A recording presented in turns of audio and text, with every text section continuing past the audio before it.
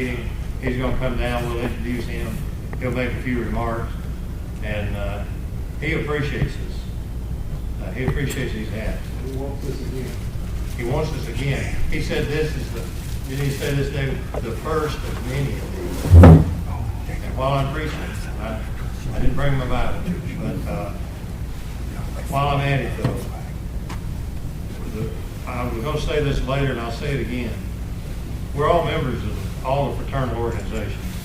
And maybe one I'm not a member of. But I'm VFW, I'm American Legion, I'm VVA. But the point is, they can't do politics. We individuals can do politics. So there are people like David and all that are connected down here. We've got the opportunity here to start with a little core group, correct me if I'm wrong, as individuals, not for the VVA, not for the VFW, individuals who are part of those good organizations, but we can put together an organization they'll listen to. And Matt McCutcheon is already beginning to listen, and he wants us to come back. We'll get with Dale Marsh over at the Senate. The governor is not going to be able to make it. She's sick today. But anyway, I think we can build on this, and we can do some good things, whether it's nursing homes or anything for all of our veterans. So that's 2 cents worth. Yes, sir. Okay, Warren, Yeah. go ahead. I'll type in. The Trailways had the bus driver put me on a three-way conversation, and of course they apologized, but they should have canceled. I called them 3 times yesterday trying to get them to cancel, and John, and they said the road won't close. We'll be there at 6:30. The only choice we had was to cancel ourselves and pay for the bus. And that's why I was reluctant to do that. And they said, you know, we'll get down and we'll get back because the roads are not going to close. Well, part of that was true. The interstate's not going to close. But they said that the roads are closing already. There's over a ½ inch of snow down and still snowing. And there's all kind of wrecks, especially on 565.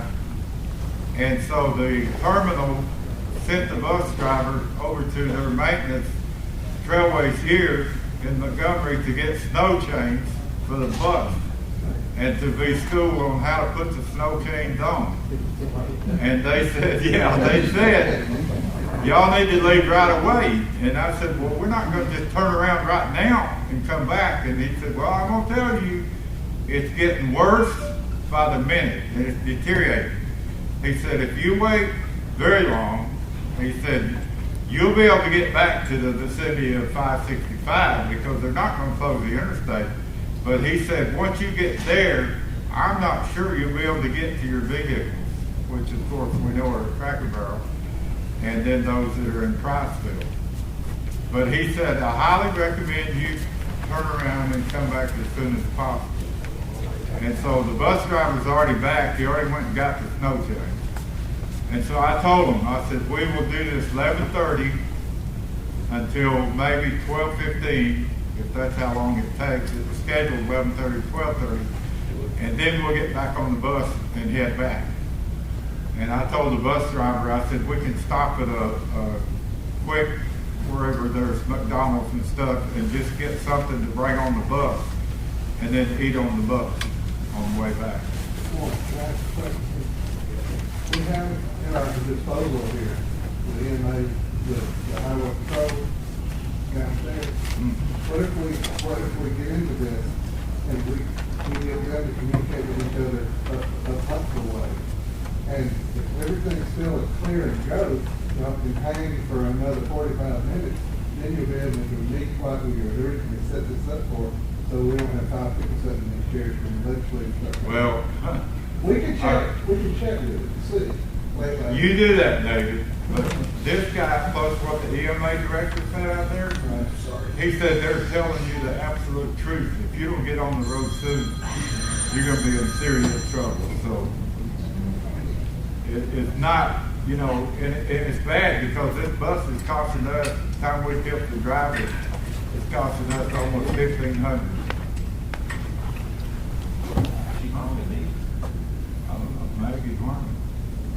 answer it and see. 334. Hope you didn't mind, I gave her your phone number. She's Max. That's that. She's gal. Max, That's the executive assistant.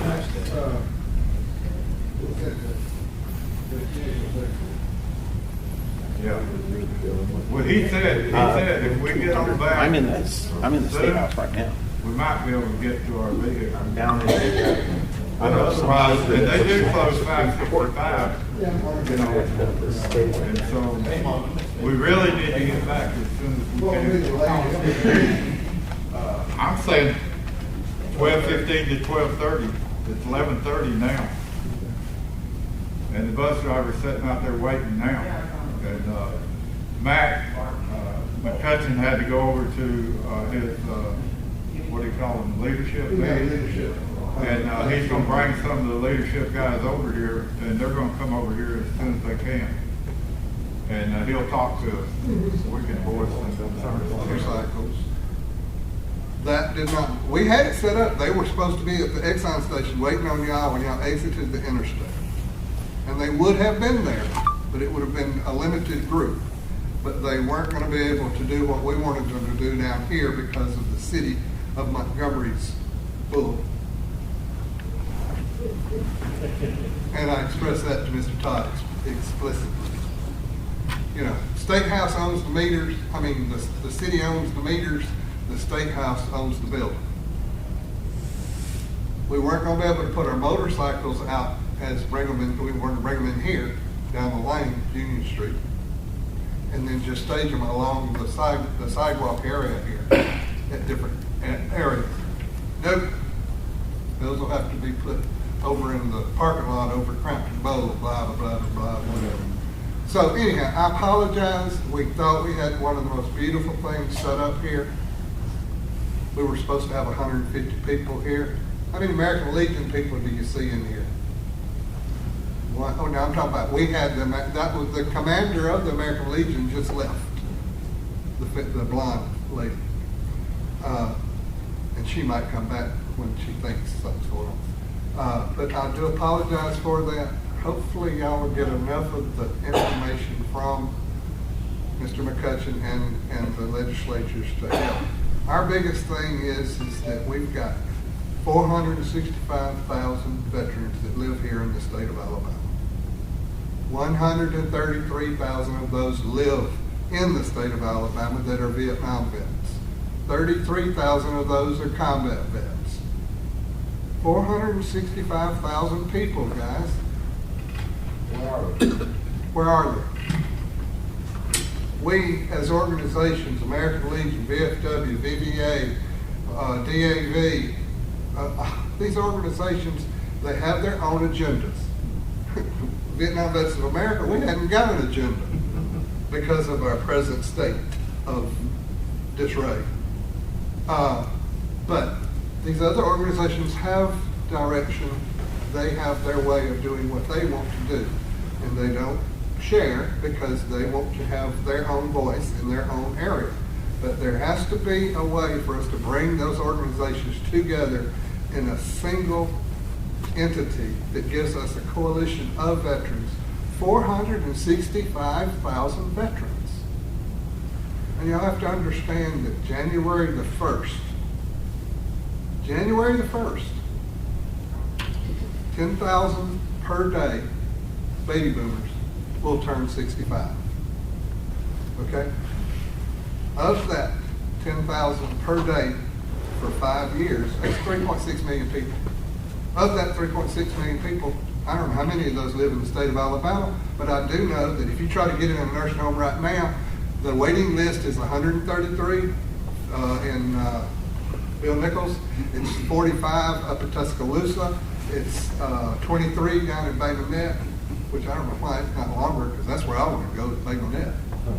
Yeah. But if we can get this put together, we can have a vet village in North Alabama, Central Alabama, and South Alabama that will be ours. We can go and live there in a gated, surrounded, secured area amongst our own, instead of being given a voucher from the VA to go into a ski lodge apartment with a bunch of teenagers with loud music and loud cars and They're not the ones that get arrested. We're the ones that get arrested because you don't want to hurt their feelings. It's a free world. I can make my car as loud as I want to. I can play my music as loud as I want to. I will say right now that 90% of the guys that are in this room, we don't really play well with others. Okay? And the older we get, the less playtime. Okay? St. Paul, Minnesota did this in 2013. They're starting on their second one right now. James, can I reiterate on some of that? Yeah, take a couple of minutes if you will. Okay. St. Paul, Minnesota started this Vets Village thing in 2013 with $250,000. They're starting on their second one now. This is the way to go. The term nursing home, I hate it. It's called community living centers, assisted living centers, independent living centers. Okay. Got a married couple in here. I'll use Carol and James. Average income, $7,000 a month. I don't know what he makes, but it's $5,000 a month. You know what it costs for a husband and a wife to live in that assisted living center? $3,600 to $4,500 a month. And that's without a biscuit. That's just the door and the floor. St. Paul, Minnesota, husband and wife live there for the rest of their lives with a community center, a cafeteria, a 24-hour nursing staff.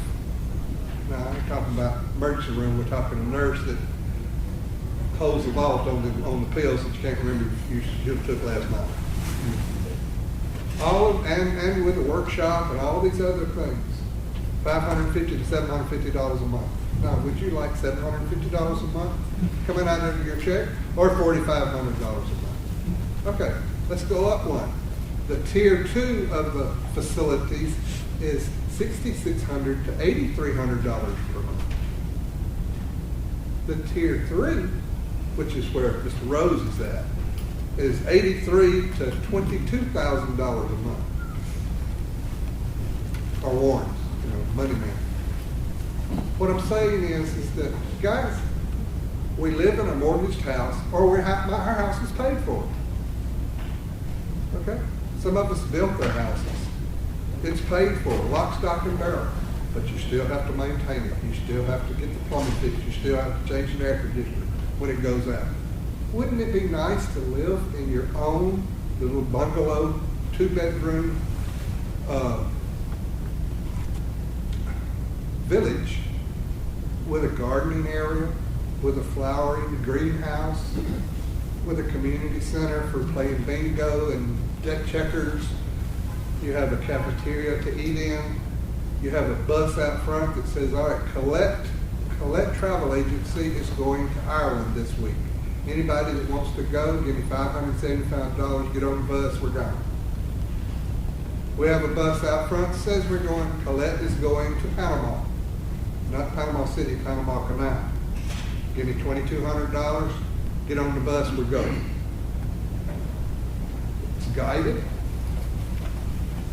You get to go with people that you know. This is what we're trying to get done. But we can't do it. Vietnam Vets of America, we have 8, where's Warren? How many members do we have now since you just added on 22 the other day? About 1,800. All right. Okay, 1,550. DAV, 19,000. VFW, 15,000. No, wait a minute. DAV, about 21,000. DAV, 15,000. American Legion, 19,000. We have 1,800 out of 33,000. That ain't cool. Now, 1067 is here. 607 is here. Is there any other representatives here? Every chapter in the state was invited to this, from north to south. Yeah, we'll be there. Are they here? No.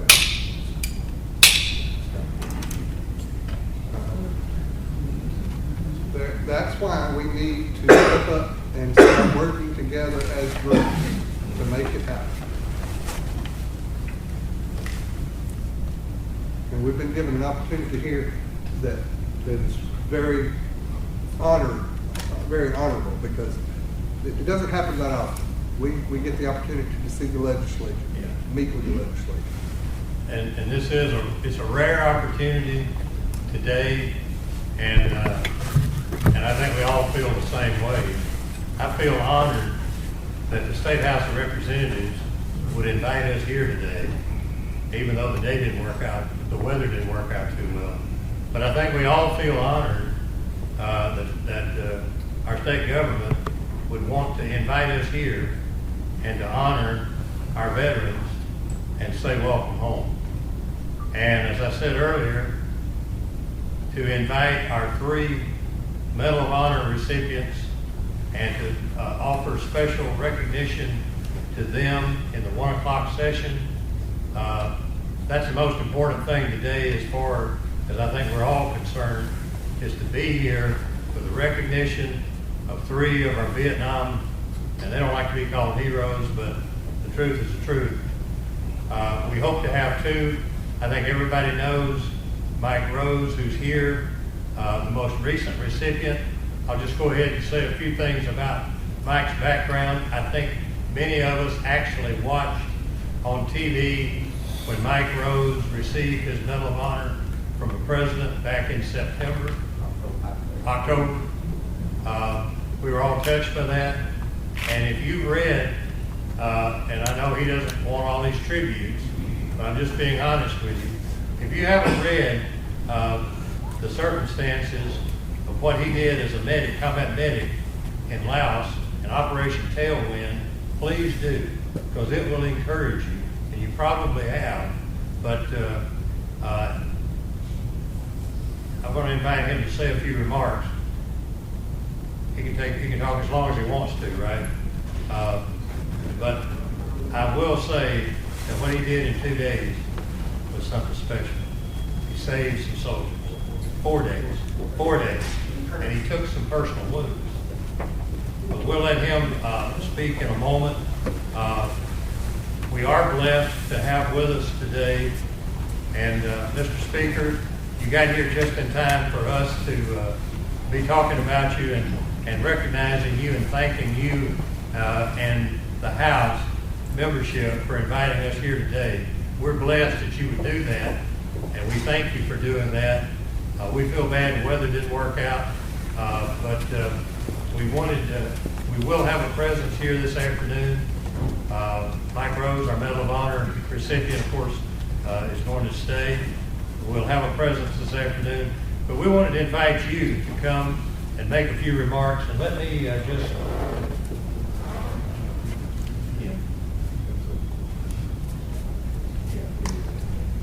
Okay. As we start our agenda, though, it's only appropriate that we stick to it as much as we can. We always, we like to have the posting of the colors, as we all know. We like to have the Pledge of Allegiance. We like to have the national anthem. The weather hasn't cooperated, but and we want to have an invocation. Who is lined up to do the pledge? Would you do the pledge? I'm going to do the pledge. Okay, David. You're going to do the invocation. David Payne is going to do the pledge, and then I'll do the invocation.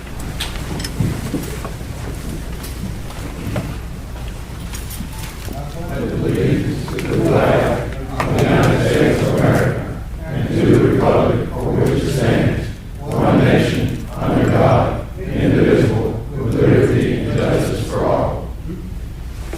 Let us continue in prayer. Father, we thank you for this special day. Lord, we thank you for our great nation, and we thank you for giving us all those inalienable rights to life and to liberty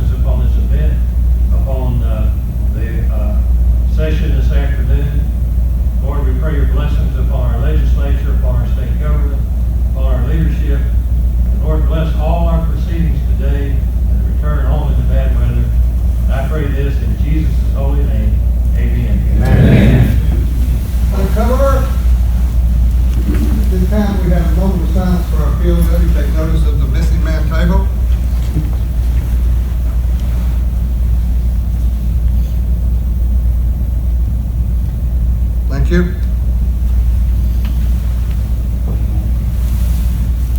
So let us continue with our abbreviated agenda. So with that said, I'll introduce the Speaker of the House. And get over to the presentation now. David's going to do a special presentation, and then Mr. Speaker will move right along. Mr. Speaker, would you please join us up here at the podium and bring your constituent plea if you like.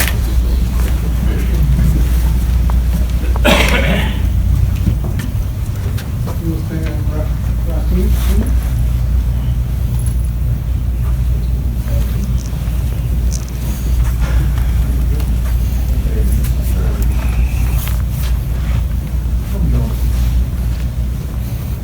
At this time, we appreciate you coming. That's not here. First of all, we'd like to present you with the COL flag and the Vietnam flag at this time. Thank you so much. Well, let me just take a moment and introduce the Speaker, and he can introduce the other members. He has brought with him some of the key members of the State House of Representatives, and he'll introduce those. But let me just, first of all, thank Speaker McCutcheon for, it was really his idea to do this today. We talked about our rally. He wanted to do a military day today, and as a result, the State House is going to recognize all 3 Medal of Honor recipients and all of us who served our country. And weather didn't cooperate, but the Lord's in control. How many know that? Amen. So, Amen. but we're proud to have the Speaker here, and he is the 66th Speaker of the House of Representatives, and has great responsibility, as you know, in our state government. And he is from, what, 25th District, I believe? That's right, District 25. Up in Madison County, and he's also a pastor. So I'm going to turn it over to the Speaker. Thank you, and you gentlemen, for coming today.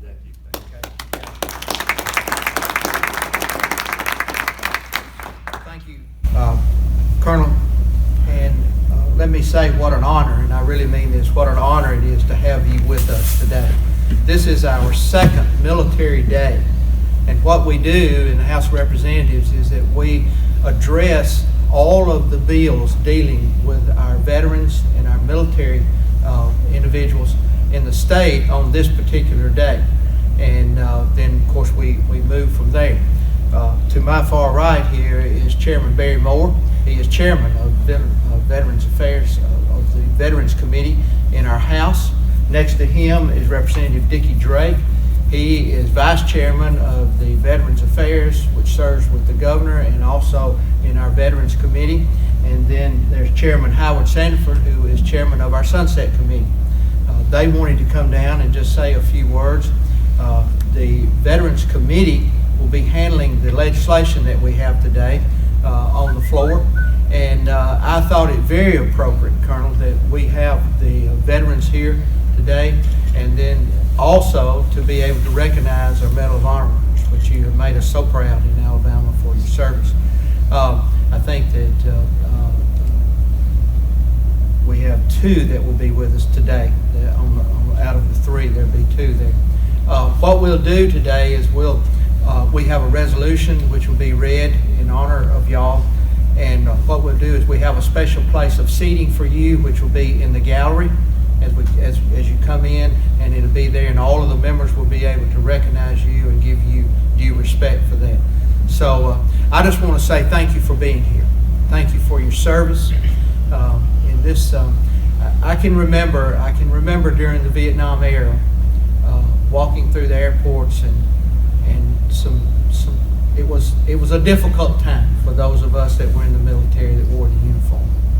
But you served your country with honor and distinction, and you protected what we stand for in this country and the things that are important to us as Americans. And for that, I am eternally grateful.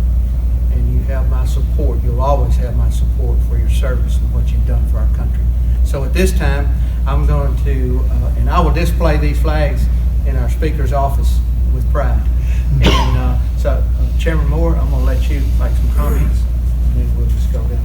I just want to say, as Speaker McCutcheon said, it is an honor to have y'all with us today. I grew up in Enterprise outside of Fort Rucker, and so all my friends' dads were pretty well aviators or guys tied to Vietnam. That was the generation. Yes, sir. And so I just have a love for the Vietnam veteran and what y'all did and the price you paid for this nation, and we so are indebted to you.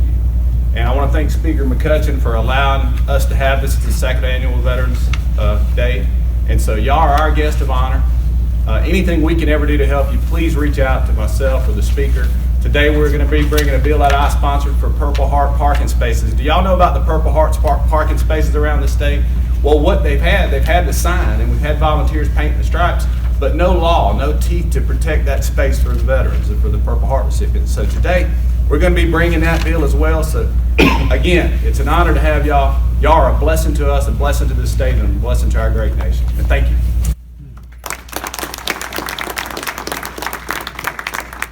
This time I want to call on Vice Chairman Dickie Drake. Just want to welcome every one of you. I too am a veteran, so I know what you went through, and it's not just you, it's your families also. And a big thanks goes out to them because they have to survive while you were gone. To the Vietnam veterans, I want to especially say thank you because all the other veterans pretty much got a hero's welcome when you got home. The Vietnam veterans were different. You didn't get the welcome home that you deserved.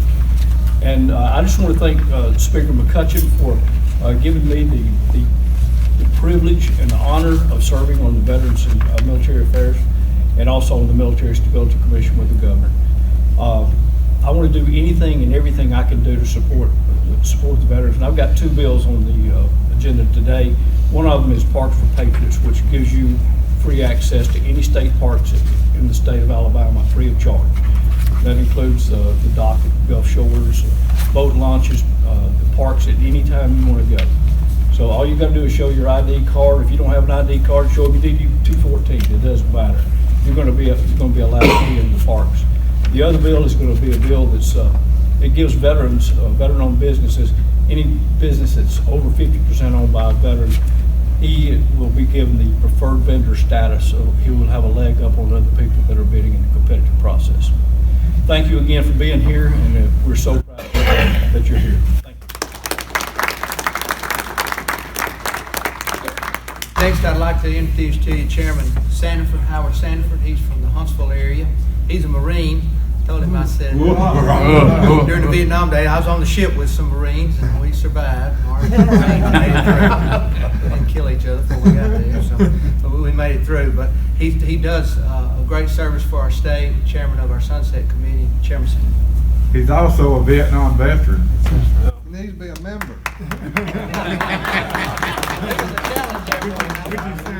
We have been challenged. I'm a veteran of summer ¡58 when Ike sent the Marines in because he thought Syria was going to take over Lebanon. We won't hold that against you. We were there, and what experience, we've all had military experiences, and man, I learned after that, make sure you clean your 45 every day because that salt water Corroded. I'm sure it would have fired the next day. But anyway, a funny story. When we went into Lebanon, we were there when we got to Mediterranean. My 2nd Battalion, 2nd Marines, we were supposed to be the PR battalion that went over. We had the colonel's soccer team on his ship and the fire and all that on his ship. And then when we got to Gibraltar, they said stand by, refuel, stand by. So we headed over to Lebanon. And we landed thinking we were going to get shot at. And when we got on the coast, we really had to run the coke benders off to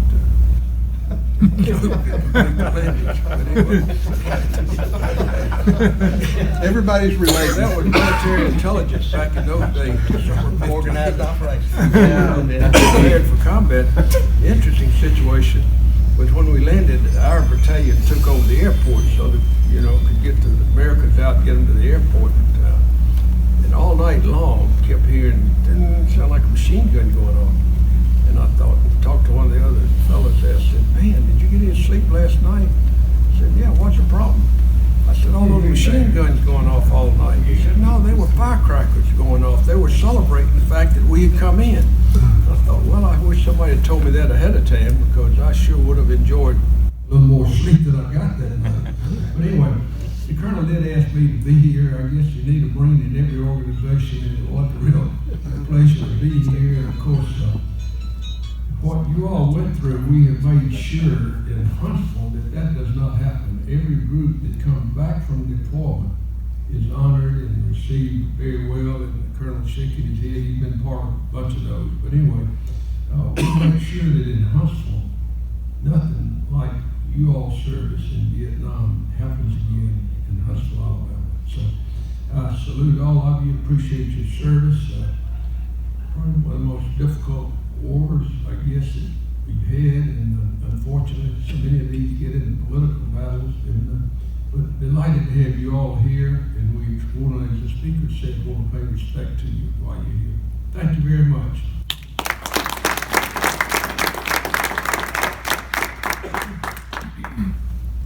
Mr. Speaker, gentlemen, you don't know how much we appreciate you being here today.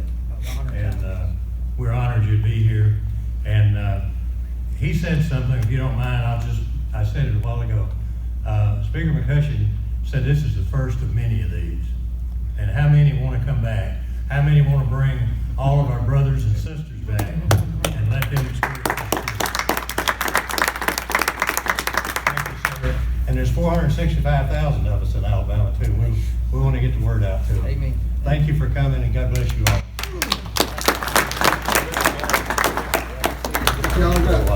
Yes, sir.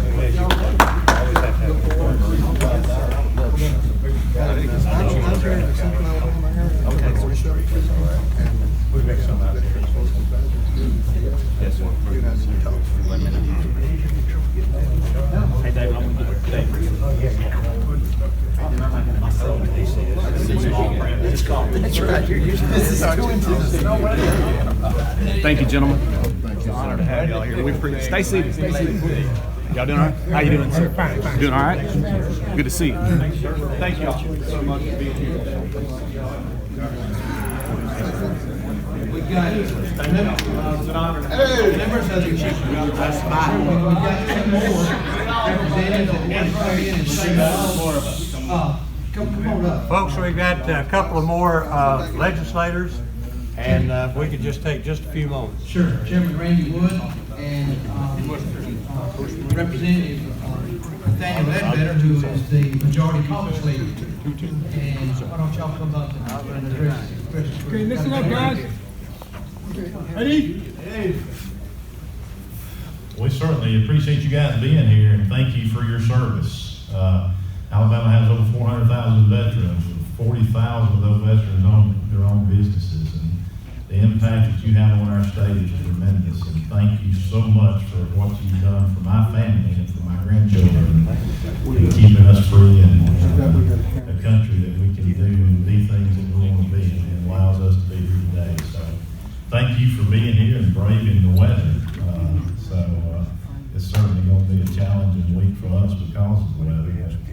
You know, it's an honor for me to be in the same race with heroes like you. And I had occasion to speak with a couple of different veterans. You know, you guys are heroes. It's not the football players in the NFL that takes a knee. It's people like you. So thank you for your service. Thank you for what you do, and it's certainly a pleasure to be with you today. Richard. Thank you. Let me add to that. It's an honor to be here with you, and I definitely want, from the bottom of my heart, to tell you how much I appreciate each and every one of you being here today. We can't say it enough. I make a lot of speeches, and I always mention, if it wasn't for you, each one of you doing what you do and have done, we couldn't do what we do. Okay. And everybody needs to look at it more and more like that. When so many of you have given the ultimate sacrifice to keep this country free. And freedom is not really free. It costs. It costs dearly. And I just want to look at each and every one of you and tell you again how proud I am of each and every one of you, and how good it is for y'all to be with us here at Alabama State House. And I understand there would have been more, but the weather's bad, And, you know, we can't control the weather, which is a good thing, because we messed it up too. But again, we'll see you upstairs in a little bit, and, from the bottom of my heart, I can't say anything to that. Thank you so much for what you have done and what you do. Thank you.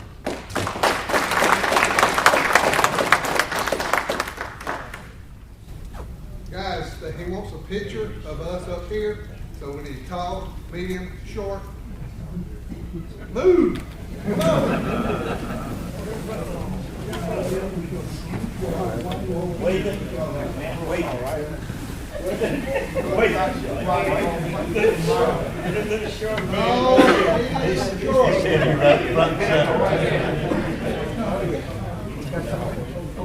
Right here, wait, and I'm going all the way back. Tall, medium, short. Ladies in front. One of the main things we want to do today, we've already acknowledged Mike Rose. And we understand the speaker and the representatives may need to leave, and we understand. But Mike, would you just come and say a few remarks? I've already shared a little about what he did. You already know. You've seen the President present the Medal of Honor to him. Mike, would you bless us by coming? Mike Rose. He's right here talking with you. When he's doing an interview right now, Mike, would you be willing to make a few remarks? he's fixing to do an interview. Can I go do this and I'll be Sure. back? Yeah, come back up. Sure. Doing an interview. Do that interview later on, man, all that stuff.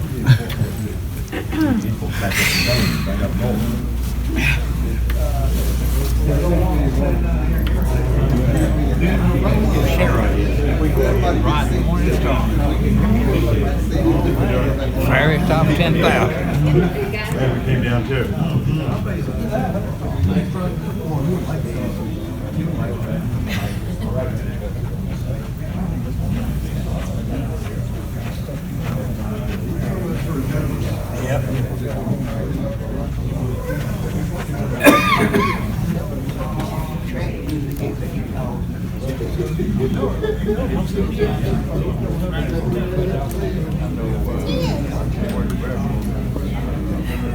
Well, you know, it seems like we learned back there somewhere how to improvise.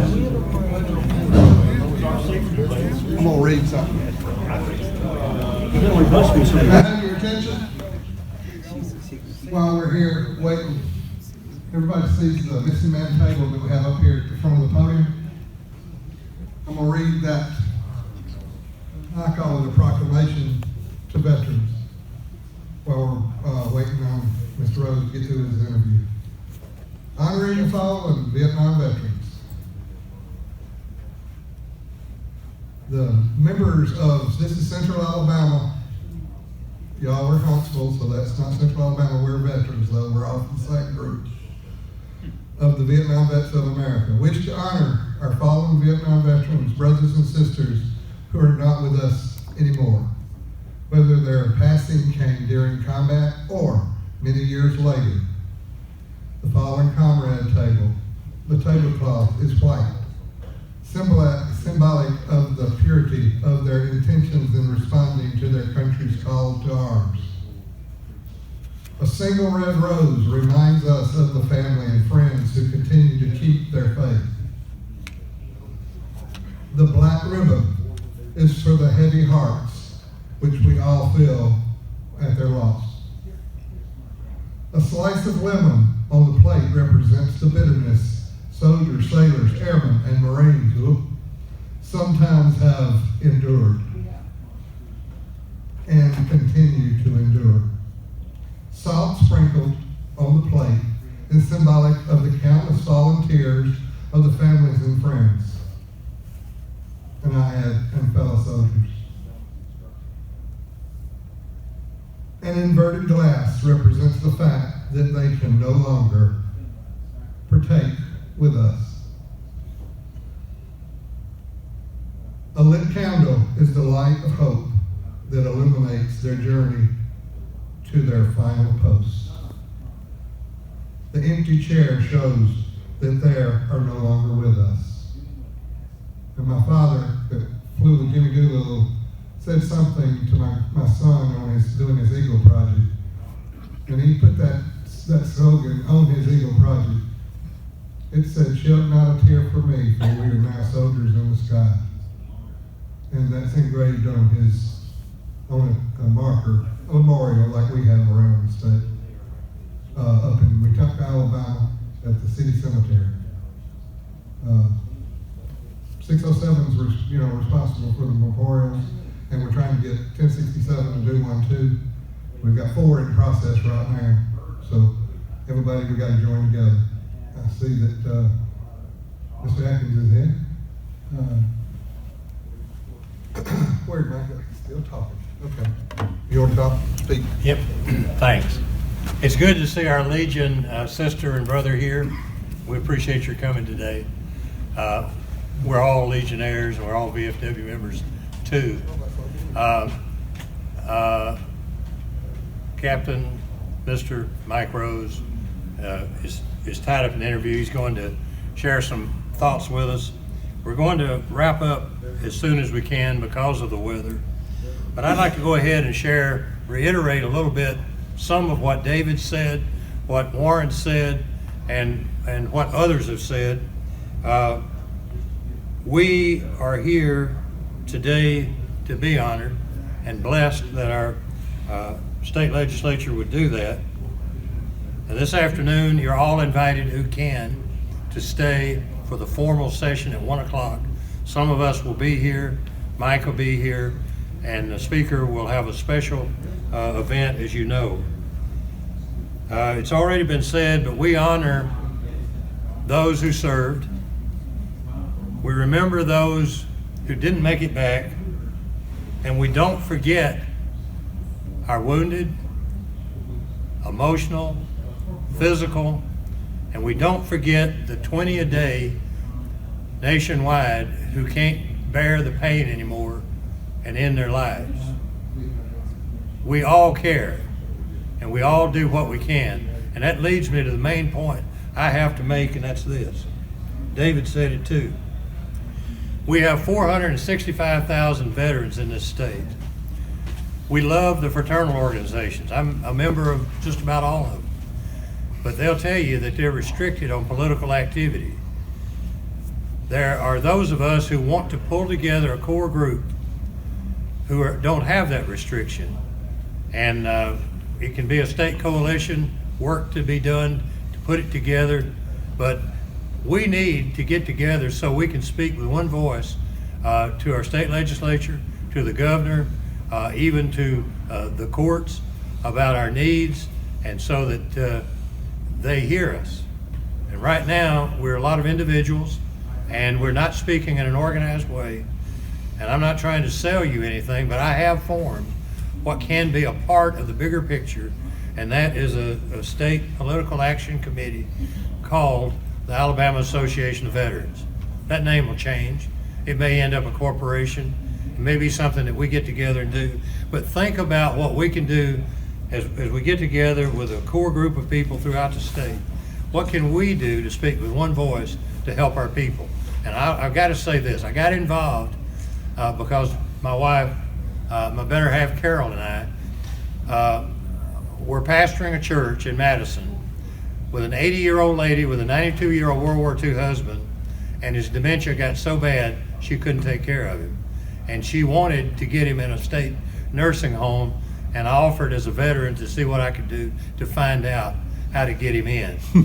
And what I found out was that we have up to a 2-year waiting list for our elderly veterans to get in a state nursing home. Some places it's not that bad.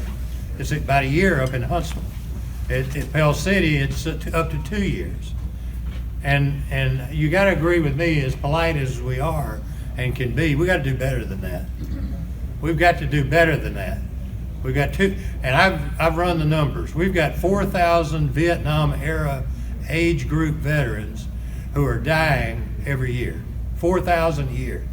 Now, how many of them need nursing home care before they get to that point? Half of them? I don't know anybody who has the exact numbers, but we do have 4,000 a year who are dying at the age where they need nursing care. and we have those waiting lists. We just have to do better. So I'll quit preaching on that subject, but that's what got me involved in this today, is the fact that we have people who need help. And it's all age groups. But that's my input. And I think this is a good day today for us to get to meet the speaker. And the governor was going to be here, but under the weather, had to cancel. But how many would be willing to come back again? How many would help reach out to others and make this a bigger event next year? Would you like to do that? Good. So we'll be back. We'll come back as always, proper protocol and proper military etiquette, and we'll make our case as we go along. Miss Stacey's got Miss Stacey over here, so we'll get Mike up here. He'll speak for Okay. We've been waiting for this moment for our Medal of Honor recipient who's present, Mike Rose. Mike, it's your floor, sir. Oh, thank you.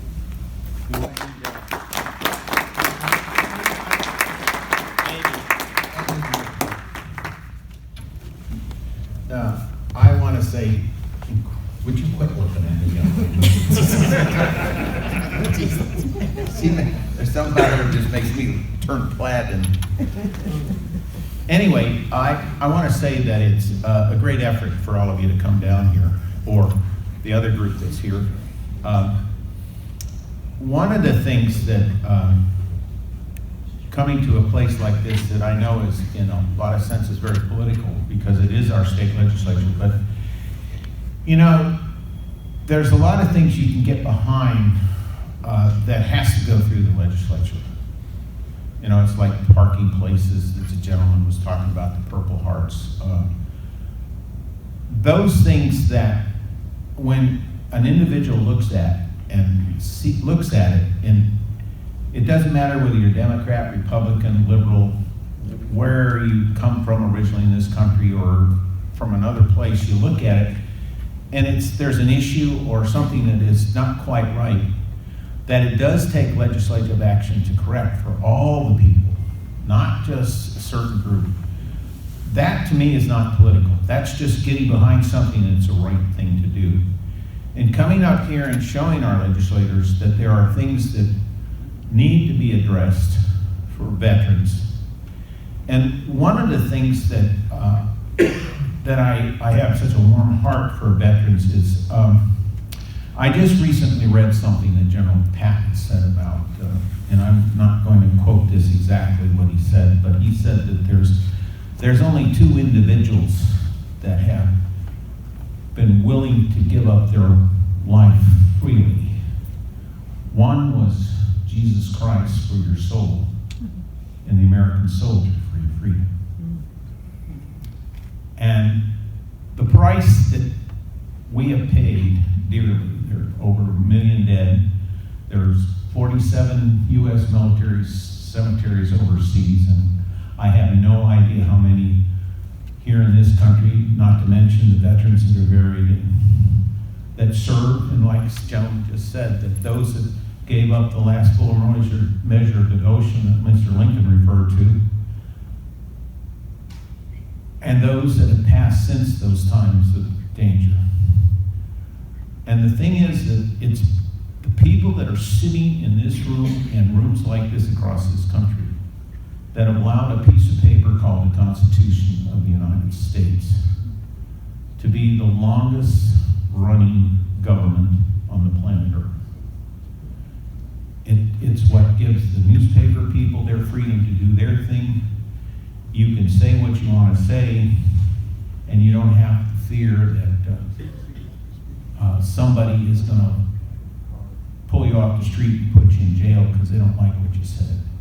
Now, there are consequences for what you say, but they're not going to come from the government.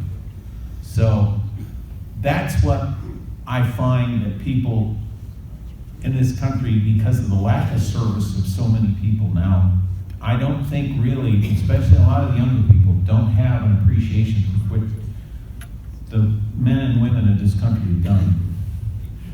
And personally, I consider it a privilege and an honor to be a member of an organization such as this Vietnam Veterans Association, or the VFW, or Special Forces Association, because it's a group of people that all their life have done nothing but try to do the best for themselves, their families, their neighborhood.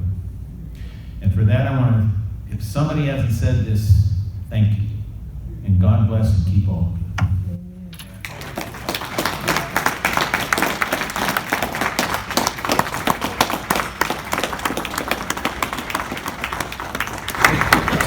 Thank you, Mike, and I don't know how our country could ever thank you for your service. We're also... Just find me a parking place in Montgomery. Well, we're going to invite you to lunch too, but no, you're right, that's a challenge.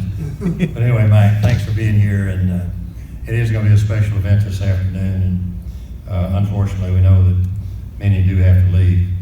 I would like to, and David brought this to my attention, I'd like to invite Donna Stacey, who is a fellow Legionnaire. How many of us are Legionnaires also? Quite a few of us.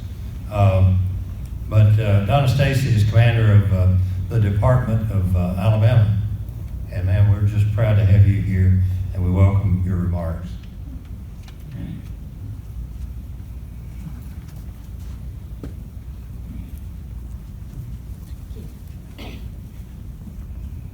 Yeah, it's about my height too. I am so happy to be here. The state adjutant for the American Legion invited me to come. Would have liked to have been here a little bit earlier, and it's great to see such a great crowd. I wish we had more Legionnaires as well as the Vietnam Veterans of America. My husband's also a member of the Vietnam Veterans of America, and we're members of the VFW, and just like most of you, a member of a lot of organizations, because serving veterans happens to be our passion, and we have to somehow relate that passion to other veterans that aren't getting the word, or not willing, or for some reason not reaching out. We're going to have to be the ones to reach out to them. And so the best way to do it is try to encourage these veterans to get involved, or at least join our veteran service organizations in the communities. If they can go to some of these posts and build a relationship with a veteran that's there, that then maybe can take them to the VA and take them by the hand and show them how to do things that won't be quite as frightening. You know how it is when you have a buddy. You know, all of us had buddies when we were in the service too, and how that buddy made a difference when we were learning and doing things, or putting ourselves out there in some very unusual and sometimes tragic situations. But so we've got to make that difference. You all obviously get it because you're here, but there's so many veterans out there that don't get it, and they want to feel like they can do it on their own, but they don't have to. They don't have to do it on their own. That's why, I mean, we've had people that have paved the way for veterans to help each other to get what we need to be a better person. Because some of them that are coming back from these situations overseas are not like they were when they left. And so we want to try to put them back together as best we can. They'll never be the same, but we want to put them back together the best they can so they can live productive lives with their families. And so I encourage each of you to do that. And like I said, participate in as many organizations as you can. And most importantly, when you run into that veteran out in the community, and it's easy to recognize the guy veterans, it's so much more difficult for the women, but you all usually have your hats on, and so you stand out. You know, you stand out and people say, thank you for your service. Most of the time now, they didn't some years ago, right? But they do now. And so if they're a fellow veteran, then ask them. You know, are you a part of the veteran community? Are you getting your needs met through the VA? I mean, just be bold enough to ask them, because if they're not, then they need some help probably. And maybe they know somebody that needs some help. So I would encourage you to do that, and just keep on serving veterans the best you can, because it's a great thing to do, I think. So, if you don't mind, I wanted to introduce my husband, because he's really a great speaker, and he's my better half. This is Wayne Stacey. He's a past state commander for the American Legion. And I don't need a microphone. I want to thank all of you. I'm a Vietnam veteran. I'm a member of your organization down on the Eastern Shore in South Alabama. And there was something that you mentioned, and you also mentioned. We have about 435,000 veterans in the state of Alabama. Are there any politicians in here? Good. Okay. What do politicians respond to? Numbers. Numbers. We have got to get affiliated with our veteran service organizations. I can tell you, I sit on the American Legion National Legislative Commission. We will be, 1 month, Donna? We'll be going to Washington to meet with Congress. We do that every year. One of the first things they do is check the membership rolls of all of our service organizations. They determine from that how much we support ourselves. So I want to encourage you to get out and support more than just one. I belong to 6, and I'm sure a lot of you belong to multiple. But we go into Washington and we meet with these legislators. And you mentioned that earlier, meeting with them. We're very direct but very polite. We're non-political. We go in on veteran issues, and we will say, ladies, gentlemen, whoever you are, these are the initiatives which you have supported. We thank you for that support. Here are other veteran issues that are coming down the pike. We want your support. And by the way, here's 2 or 3 veteran issues. You have not done well, get it together. And we say it pretty much like that. They listen to what we say, but we've got to bind together. The VFW, American Legion, DAV, VVA needs to do this, not this. So I encourage you to get out and support your fellow veterans any way you can and your organizations. Thank you for the time. Thank you, sir. Appreciate it. And thank you for your service. Thank you, sir. Well, I know we've got to move along, and here shortly we'll close, but we just had a blessing. Sergeant Major Benny Atkins, Medal of Honor recipient, has joined us, and Mike, Medal of Honor recipient, is going to introduce him. But I got to tell you a real quick story. When I was a second lieutenant at Fort Sill, they put me in charge of range training, even though I'd been in the Army a month. Makes sense. They said, go see the post sergeant. They said, go see the post sergeant major. Well, you know, I'm conscientious and all of that. I walked in his door. Here's this distinguished looking gentleman. Here, I'm a kid from Alabama. I walked in and I saluted and I said, Lieutenant Henderson, sir. And anyway, I learned that that was not a bad thing. And I did that a lot. I saluted sergeants major. And so anyway, with that, I'm gonna turn it over to Mike to introduce Benny Atkins, Medal of Honor winner, holder, recipient.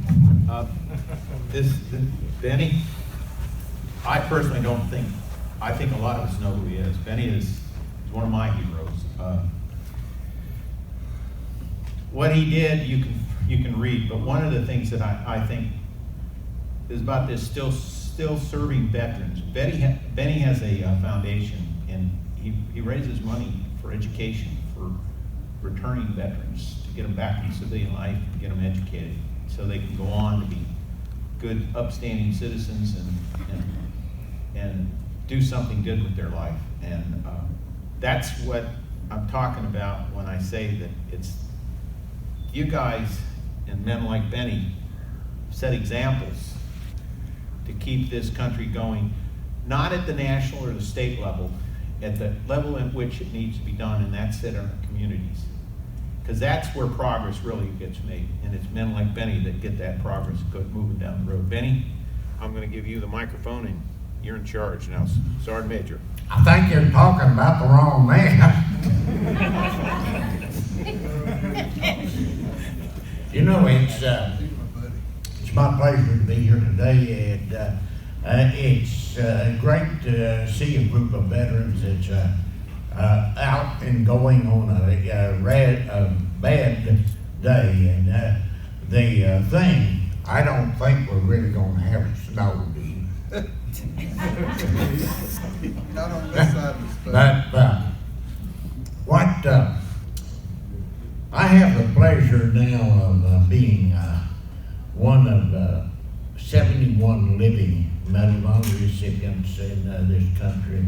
You have two here today, two of the 71, and that includes World War II, Korea, Vietnam, the War on Terror, and we're part of us are getting old now. You can see over here, see that some getting old. I'm not yet. But what we're doing is number one, we have a Medal of Honor Society, and the Medal of Honor Society this last year raised about $6 million. The $6 million went into an educational program throughout the country. And the bottom line is that we're attempting to get CDs in every school in the United States. And what this is all about is that it's an educational program where we're attempting to not only teach patriotism, but we're attempting to let the students learn about the legends of the military, and especially the Medal of Honor. And this is going on, and has been going for several years, and it's continuing to be this. Most of us have personal foundations that we're doing. My foundation, Benny Atkins Foundation, is a foundation that I'm doing through scholarships. I raise money by speaking engagements throughout the country. I raise money for scholarships, and at the present time, the scholarships are going to the transition of the military back to civilian life, and with the emphasis, the special emphasis now is going with the Special Forces soldiers, based upon the fact that that's I spent a little time in Special Forces myself, and the Special Forces personnel have been downrange now for about 17 or 18 years straight. They just get a short break back in the States, and they're back downrange again, and they need a little assistance when they're ready to leave the military and go back into civilian life. And this is what my foundation is doing, and the foundation is relatively new, and we're doing real well in the raising funds for it, and we're awarded some scholarships to some Fort Campbell, Kentucky soldiers, Special Forces soldiers that were transitioning out of the service, and I look forward to awarding more in the future. So with this, I've kind of open for questions at this time. If any of you have any questions or any suggestions, I'm available for it.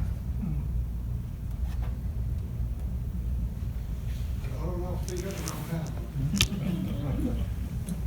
got some time, because Yeah, we'll take time, and Sergeant Major, we really appreciate you being here, and Got a question? got a question. question. Sir, how do we support your effort?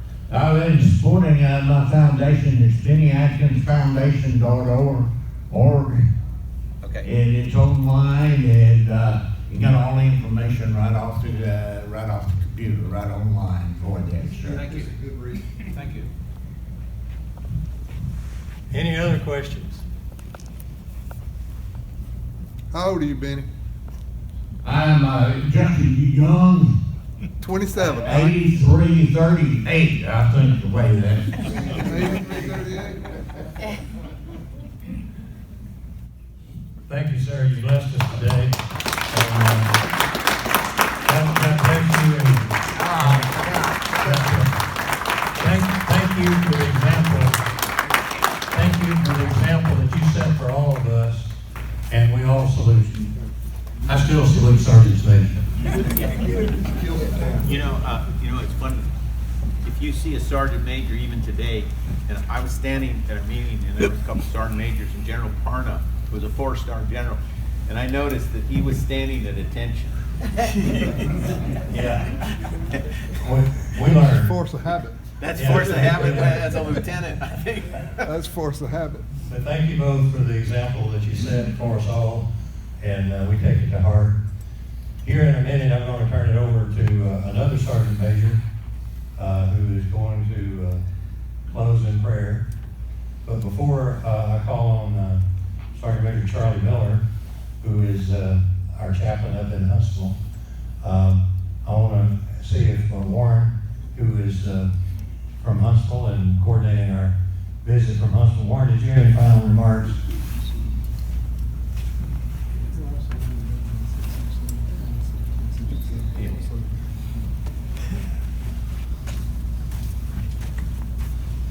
Thank you. Well, I hope I can get back to Huntsville without dying on the bus, because a lot of these veterans called me several times yesterday wanting to know if the trip was canceled. And I know they thought I was crazy because I didn't cancel the trip. But I checked with Trailways 3 different times through John Mays yesterday, and they wouldn't cancel, and if we had to cancel, we would have to pay for the bus anyway. So I was trying to get them to cancel, and they didn't. But lo and behold, we drove all the way down here on the bus, and as soon as we pull in, the management from Trailways tells the driver they want a 3-way conversation with him and me, and they start proceeding to tell me we got to turn around and come back right away because of the snow. And they said there's already a lot of wrecks and they're closing all the roads and stuff. So, and they said it's imperative you get back as soon as possible. And they sent the bus driver to their terminal down here, their maintenance people, to get snow chains for the bus and be instructed on how to put the snow chains on.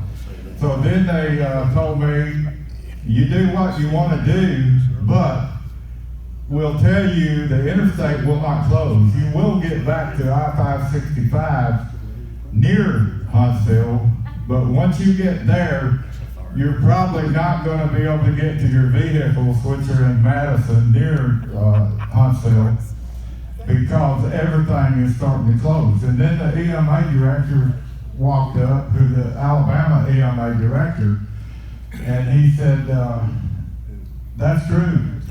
He said, you need to get back on the road as soon as possible, because everything is, he said, right now, this was before we even come in for the 11:30 time. He said almost all the roads in Limestone County are already closed and it's moving on. He said, you know how the pattern goes, so it's moving on. So anyway, with that being said, I want to thank everybody for coming. I think we did make an impression on the legislatures with the numbers and our colors and everything. And it's just too bad we can't stay for the 1 o'clock session. But Speaker McCutcheon, he fully understands. And so we do need to get back on the road, and the bus is waiting outside. So with that, I'll turn it over to Charlie and let him get us on the road. Dr. Brown wanted to say something real quick. If you want to take, we will bring the microphone to you, darling. You'll take it, Brown. Okay. This is Dr. Bryant with the Veterans Coalition for Alabama. Good afternoon. Good afternoon. Good afternoon. Good afternoon. Now, if I can't walk, y'all can talk. I just want to say I salute each and every one of you all. We're so proud to be here in this Act, and we would like to meet with you before you leave. I'm very interested in what you're doing. My husband and I, Bishop Ross Brown, my husband is a Vietnam veteran, because he also is a bishop. We've been working 5 years on making this real short and sweet. We've been working on a veteran program for the last 5 years. Forum Capital have came on and partnered with our organization for $400 million. And it's to go for job and housing. And we've been hitting boards, we've been promised money, we've been promised this, and we've been promised that, because we have to have a match. Forum Capital have promised to be with us for 14 years. To be able to get the veterans, we're able to get like I think the first 3 years is going to be like 2,000 jobs that we're going to be offering, plus affordable housing, where if you don't want to work, you don't have to. We have a pretty nice layout of 1,300 acres of property. They'll be able to enjoy it. That's ended. Also, we have a love for it. When I got out of school, I was fortunate to work with farmers, as where my mom and father was a farmer. I grew up as a farmer. And my daughter, she's from Kuwait. She's been through Afghanistan. We having some issues with her selling with her 4 children, which we had to end up getting custody. So there's a lot of issues that's not only going with the Vietnam veterans, but veterans, period.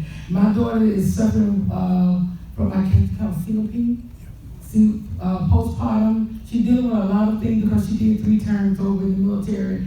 And they have no grandparents program for military people that I all know. Not only that, they have no parents program that I'm familiar with. So with the money that we're looking to do, we are looking to offer a lot of, I know we can't solve the whole world. We can't do it. And I don't look to do the whole world, but if God is in it, I guarantee he can touch it with his blood. Amen. With prayers and everything, I know God can do it. So we are farmers, and we are with the Farmers Coalition. We're trying to bring part of it here too as well, so we can get people involved as well. But our biggest thing is that we've been promised money from the Agriculture Department. We're from there. We have spent a whole 5 years of funding. Everybody promised us funding. We got levels of networking. We got this and that. We have been here and there. But we still having complaints from the Vietnam veterans that they're not having corporate, living quarters. They're not decent. They're not eating, some of them. We also do a food program. We're able to give free packages of food through our food program and for elderly and for the veterans. But we're doing housing as well, in which the housing will consist of everything they need and anything that we can come up with. Our veterans will be our steering committee on this, the new project that we're doing. We developed with a guy that retired out of Washington, D.C., from the USDA, and develop a program called Orient-Planks. And Orient-Planks will put you to work and also give you housing and everything as well.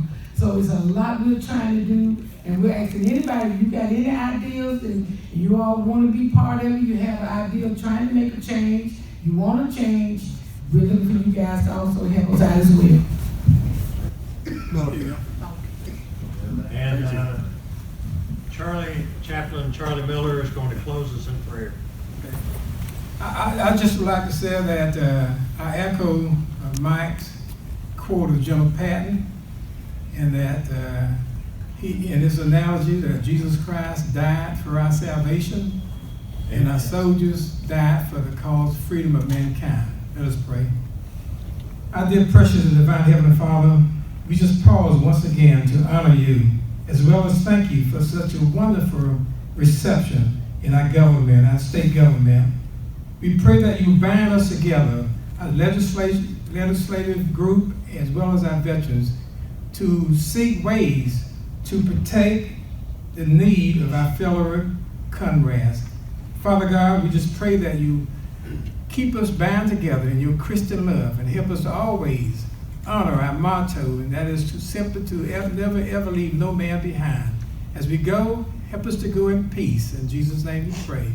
Amen. Amen. Amen. Amen. Thank you. Thank you all for coming. And who's willing to do this again? Yeah. All right. Put Warren on the front of the bus, on the windshield. Y'all be careful. Yeah, just got here about half an hour. Going from Huntsville.